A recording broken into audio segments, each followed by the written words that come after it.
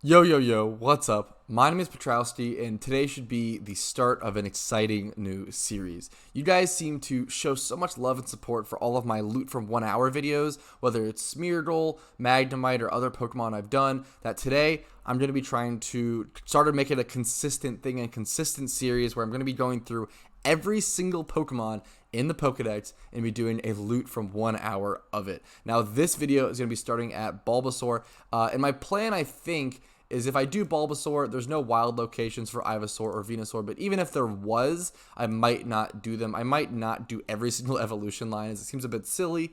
If I do like loot from 1 hour from a Pokemon, I'll be doing loot from 1 hour from Bulbasaur, loot from 1 hour of Charmander next, and then Squirtle, and then Caterpie, and then probably not do Metapod and Butterfree, and then do Weedle, etc., etc. So I'll just be doing the first one of the line, of the evolution line, or at least the best one that's, makes the most money to farm will probably be what it comes out to be. But we'll see how the series evolves and what happens with it. I'm really excited. I hope you guys enjoy this. Let's go ahead and get into it and show you guys the method for farming Bulbasaur. Alright, so Bulbasaur only has one location. We can actually just click him right here. Route 5 in Kanto as a rare spawn. So a lot of these rare spawns, a lot of the video is going to be just me searching for the Pokemon, or at least a lot of that hour. I'm only going to be showing you guys the start and the method and then skipping to the loot from. I don't want to bother you guys. I don't want to waste you guys' time by going through the entire hour or showing each, decent Pokemon caught, etc., etc. I want you guys to have the meat and potatoes, this quality content, and the gut of what you guys care about, the money made from it, and how valuable it is, how worth it is, in the method. So let's go ahead and get into the method. Starting here in Cerulean City in Kanto, we're gonna head over here. You do need the cut HM, and I'm actually using a specific type of catching Pokemon. My strategy for this is actually going to be using a Soak Smeargle, for two kind of reasons. So I guess for one reason mostly, I want to be able to spore the Bulbasaur, which I actually can't do because it's a grass type. So you actually normally can't spore Bulbasaur, which hurts the catch rate a lot. We're going to want to head down here, and right in this patch of grass is where we're going to be running back and forth to find them. But usually you can't spore Bulbasaur because it's a grass type, and grass types are immune to spore. So what you do is you soak it, which changes Bulbasaur's typing into a water type, and then you immediately spore it, and then go for the false swipe, and then Pokeball, and it should catch most of the time with a Pokeball, which is really nice.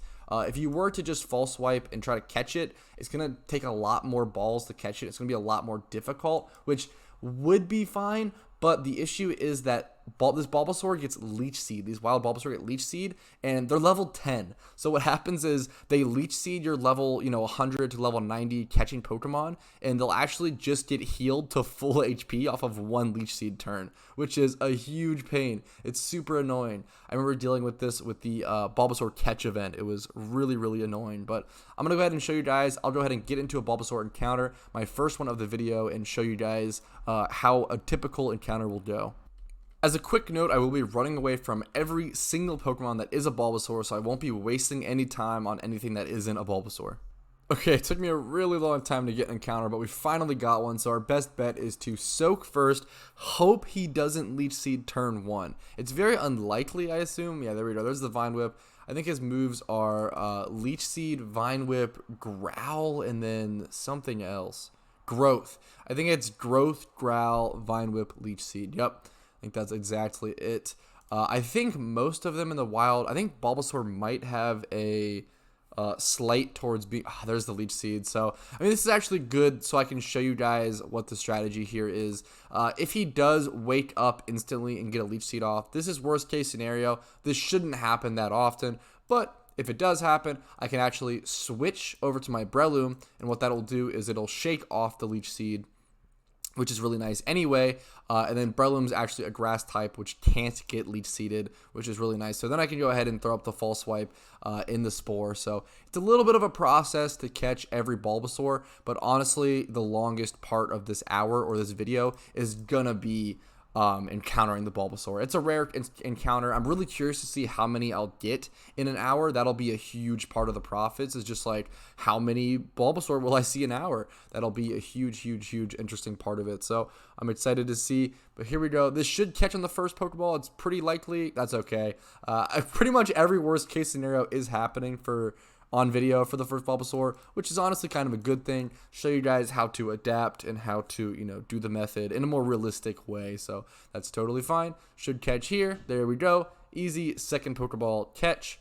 Let's go ahead and check the IVs. And then from here on out, I'm going to go ahead and catch Bulbasaur for 1 hour. And I'll see you guys after this. No decent, I guess kind of some stats. But yeah, that's it for now. I will see you guys after 1 hour of catching Bulbasaur.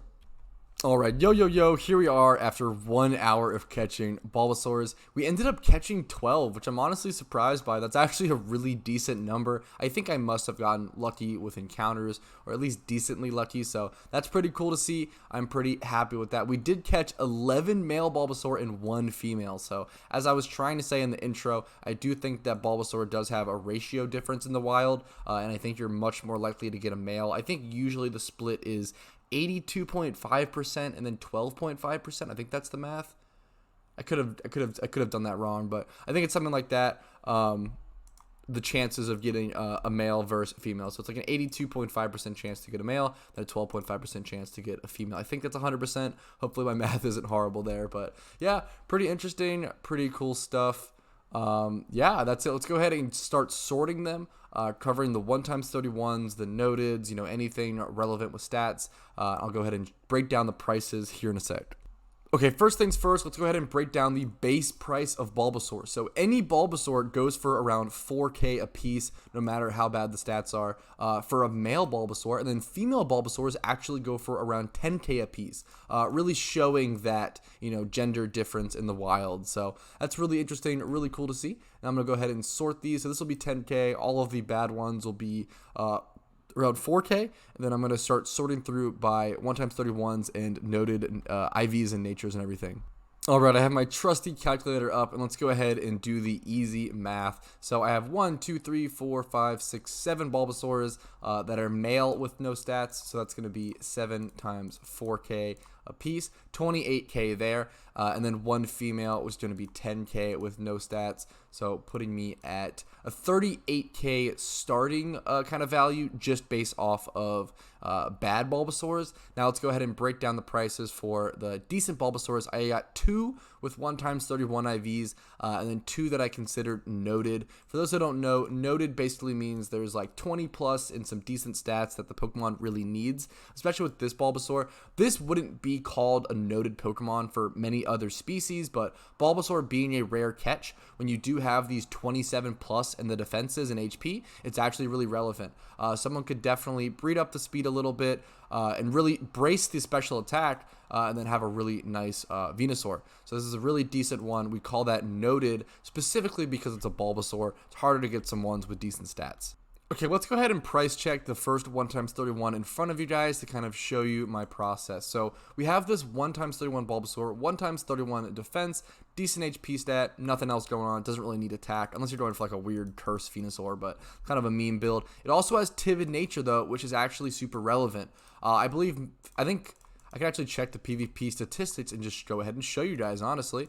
I think people kind of split the nature between modest and timid. I think most people actually go modest. 26% of people go timid, and then some go calm, actually. I'm surprised. So 25% go calm, around 25% go timid, and then around 43% go modest. So timid is a super relevant nature. The issue being it might honestly not add to this price check just because it doesn't have the special attack or the speed stat, which is really what timid relies on. So we're just going to be pricing it by the IVs, honestly, and not the nature, although I wanted to note down the nature as a, decently important factor. Let's go ahead and search that, put in Bulbasaur, 1x31 defense, sort by lowest price. So the lowest price, male Bulbasaur. This one's also careful nature, which isn't great, but let's see if there's any other decent natures. Nature shouldn't matter at this point too much, though. There is a bold, actually, which is a pretty decent nature, although it's buffing the defense IV, which is the stat that it has. So the cheapest one's going for around 11K. I could definitely see me selling this one closer to the bold price, because mine has the HP stat. This one has special attack and speed, though, which is really important. I could definitely see this one's 17,500. I could definitely see myself selling this Bulbasaur for around 16K. I think 16K. I think 60K is a very, very fair price check for this Bulbasaur. So I'm going to go ahead and note that down. If you guys have any disagreements, I understand. That's super fair. Price checks definitely come down to opinion.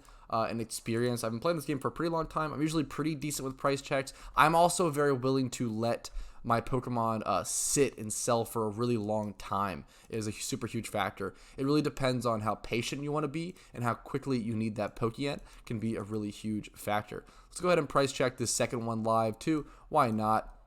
It's pretty simple. There's only two, There's only two 1x31 Bulbas to check, so I might as well go ahead and price check them live. Usually I wouldn't do this if it's a Pokemon that I'm going to encounter a lot more of. Let me go ahead and remove these stats since they're breaking up the price check too high. Okay, so this one is simply just a 1x31 IV in HP. It's around 10k. Mine does have very high special attack and decent speed, which is super relevant on Bulbasaur, so let's see. So this one, here we go. This is a much more comparable Bulbasaur. It has that 31 HP, it's male, and then it also has two other decent stats that it needs. So I think 15k is also a really fair price for this other Bulbasaur. Let's go ahead and put that into the calculator. Let's go 15k on that. Put us at 16k total profit so far. And now we have the two noted Bulbasaurs to check through. All right, I feel pretty comfortable listing this Bulbasaur, the noted one. Let's do the first one. This one for around 9,500 Pokeyen is probably going to be the price check, or around 10k. We'll say 10k. 10k is probably pretty fair. The most comparable one is this one, that's 8k. But it has 24 HP compared to my 27, 28 defense compared to my 27, which is very close, but slightly better, and then 21 special defense compared to my 30, which is a pretty big difference, especially really important for for a Venusaur, which really needs that stat. So I think this is pretty comparable. Mine's slightly better. This one's 8k. I think bumping it up 2k is more than fair. This honestly probably could sell for a lot more if I gave it more time. But I feel pretty comfortable price checking it at 10k. Looking at the other ones, like this one at 18k has a 1x31 and a lot more stats. That's not really comparable. And then these are both female, which bumps up the price a ton. This one's female modest. It's interesting to see that a female modest Bulbasaur goes for, I mean, it's 10k for a Bulbasaur price. Yeah. Okay. I feel pretty comfortable listing this one for around 10k. So we'll put that at plus 10k on the calculator, and we only have one more Bulbasaur to price check. All right, this next Bulbasaur, honestly, I'm probably going to end up pricing it at the 4k price point because its most comparable match, which is really comparable. This is a pretty comparable, comparison. But this actually has slightly decently higher speed and special defense, which is really relevant. So it's actually slightly better than this one. And it's only listed for 5k, and it's been up for 9 days. So I'm probably going to go ahead and list this thing for 4k, the minimum Bulbasaur price. I think that's pretty fair. So let's go ahead and just add 4 more k to the price check, putting us at a total of 83,000 Pokeyen made throughout this 1 hour, loot from 1 hour of catching Bulbasaur. So definitely not the best money-making method. I actually think I got pretty lucky on encounters as well. I'm not sure how my luck was in terms of RNG on getting, I think my 1x31 luck was pretty average. So yeah, I think it's definitely just not the best money-making method. Usually if people are catching Bulbasaurs, they're doing it for a personal reason. They really want the Bulbasaurs personally, or it's fun to do sort of like a self-sufficient challenge. Catching your own Pokemon to make a breed or make a competitive Pokemon can be very fun sometimes, so I understand that. But yeah, in an overall grand scheme of things, catching Bulbasaur, not the best money-making method, but go ahead and do it for some fun if you want to do that. But that wraps up this video pretty nicely. I really hope you guys enjoyed yourselves and enjoyed this video. Go ahead and click that like button if you want to see this series and you're excited for it and you are interested in it. I'd really appreciate it. Let me know all of your feedback in the comments below, and also subscribe for more PokeMMO content. Stay up to date on the series and all of the PokeMMO content I put out every single day. Thank you guys so much for watching. Check out all of the links in the description if you want to see more PokeMMO content. Consider joining the Discord to learn about the game at a rapid pace, and also consider becoming a YouTube member to me for $5 a month, or dropping your Twitch Prime over on my Twitch, or sending me some financial support via Venmo. Those are all some great ways to support me. If you want to go above and beyond, I really do appreciate it, but it's never required and never needed. So thank you all so very much. Have a great day. I wish you the best of luck, and peace, and best of luck in your PokeMMO journeys.